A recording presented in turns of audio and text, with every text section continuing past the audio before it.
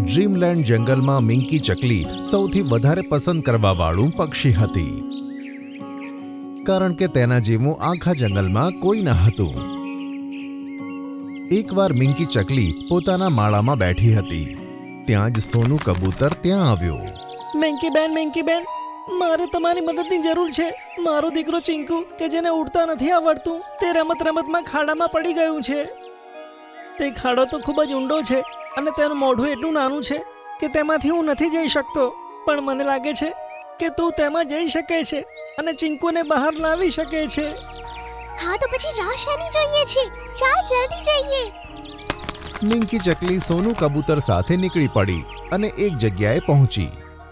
ત્યાં જમીનમાં એક નાનકડું કાણું હતું અને તેની આજુબાજુ ઘણા પક્ષીઓ બેઠા હતા. અરે મિંકી ચકલી તો આવી ગઈ. જો, આ જ તે કાણું છે જેમાં સોનું કબૂતરનું છોકરું છે. તે દેખાવમાં તો બહુ જ નાનું છે, પણ તે બચ્ચાનો જીવ બચાવવા માટે મારે આ રિસ્ક લેવો જ પડશે. આમ કહીને મિંકી ચકલી બીજો વિચાર કર્યા વગર તે કાણામાં જતી રહી. અંદર ગયા પછી બધા પક્ષીઓ તેની બહાર આવવાની રાહ જોવા લાગ્યા. મિંકી ચકલી, તું ઠીક તો છે ને? તને ચિંકુ મળ્યો કે નહીં? આ સવાલનો કાણામાંથી કોઈ જવાબ ન મળ્યો. ત્યાં જ બધા પક્ષીઓ કાણાની નજીક આવ્યા.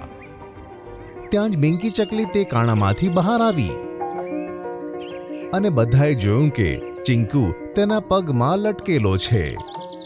અરે વાહ!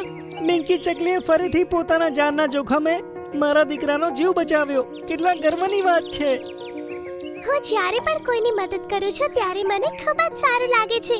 આ રીતે મિંકી ચકલી હંમેશા જંગલવાસીઓની મદદ કરતી હતી. પણ એક દિવસ અચાનક મિંકી ચકલીની તબિયત બગડી. આ મને શું થઈ રહ્યું છે? તેનો અવાજ સાંભળી જંગલના આસપાસના પશુ પક્ષીઓ તેના માળા પાસે આવી ગયા. અરે મિંકી ચકલી, શું થયું તને? મારી પીઠમાં ખૂબ દુખી રહ્યું છે, બહુ બધું. સારું, તું ચિંતા ના કર. હું હમણાં જ ડોક્ટર વાંદરાને બોલાવું છું.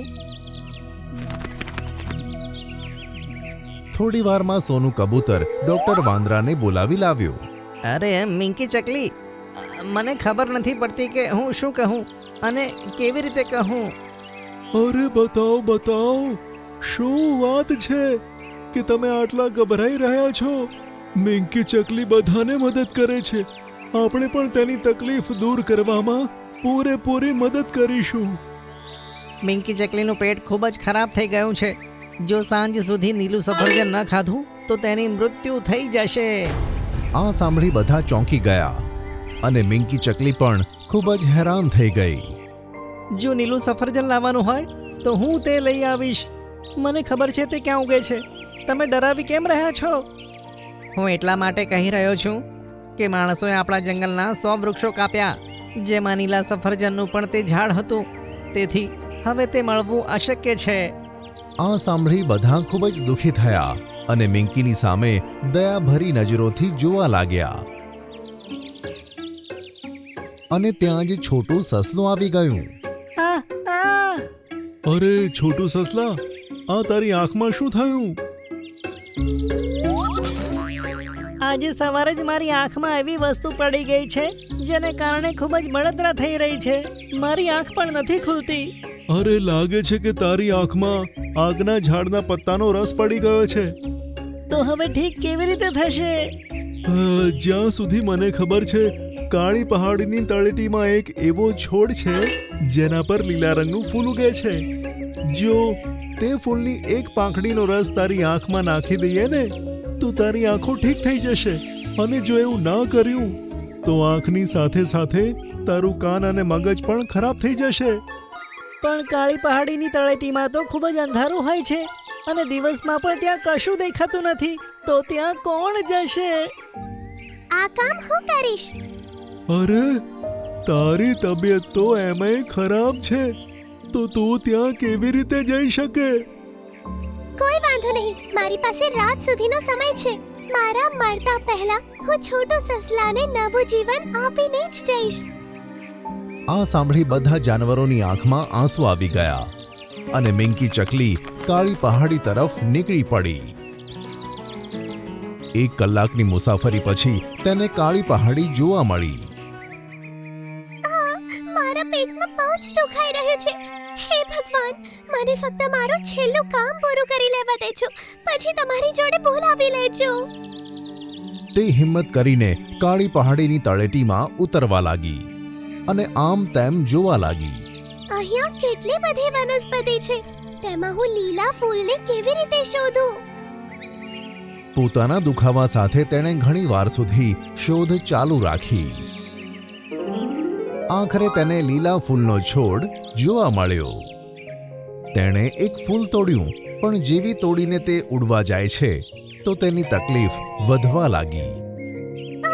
હે ભગવાન, મને હિંમત આપો. આ દુઃખ હવે મારાથી સહન નથી થતું. હું આ ફૂલને કેવી રીતે ઉપાડું? બસ થોડી વાર માટે મારું આ દુઃખ બંધ કરી દો.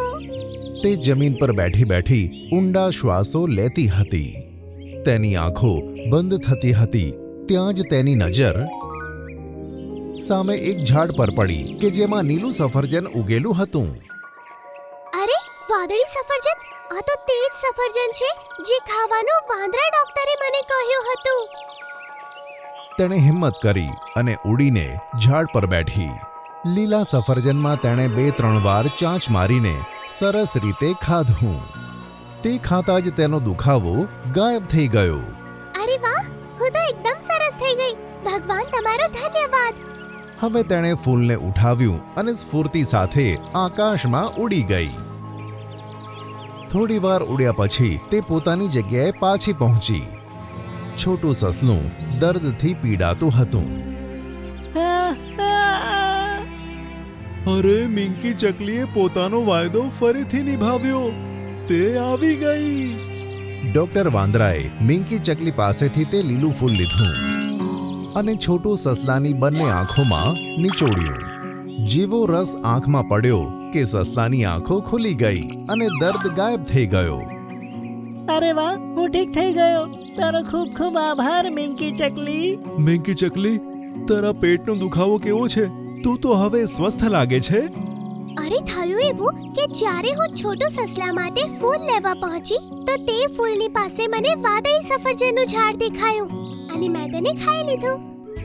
અરે વાહ, અરે વાહ. આ સાંભળી બધા જાનવરો એક સાથે ખુશીથી ઉછળી પડ્યા.